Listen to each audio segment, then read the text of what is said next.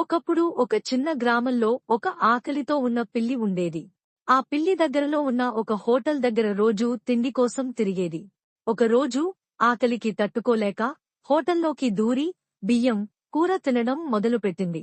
అప్పుడే హోటల్ యజమాని కర్ర పట్టుకుని దూసుకొచ్చాడు. భయపడి పిల్లి పరుగెత్తి తిండి తిన్న ప్లేట్ పడేసి పారిపోయింది.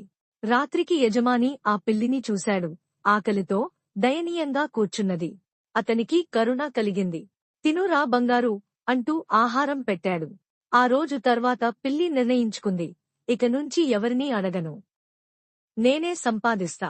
తరువాతి రోజునుంచి పిల్లి చేతిపట్టి రిక్షా లాగుతూ కష్టపడి పనిచేసింది. చాలా డబ్బు సంపాదించింది, కాని తనకోసం కాదు, పేదవారికి తిండి పెట్టింది. గ్రామమంతా ఆశ్చర్యపోయింది.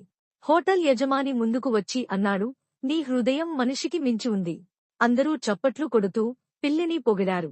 పిల్లి నవ్వింది, గర్వంగా, ప్రేమగా.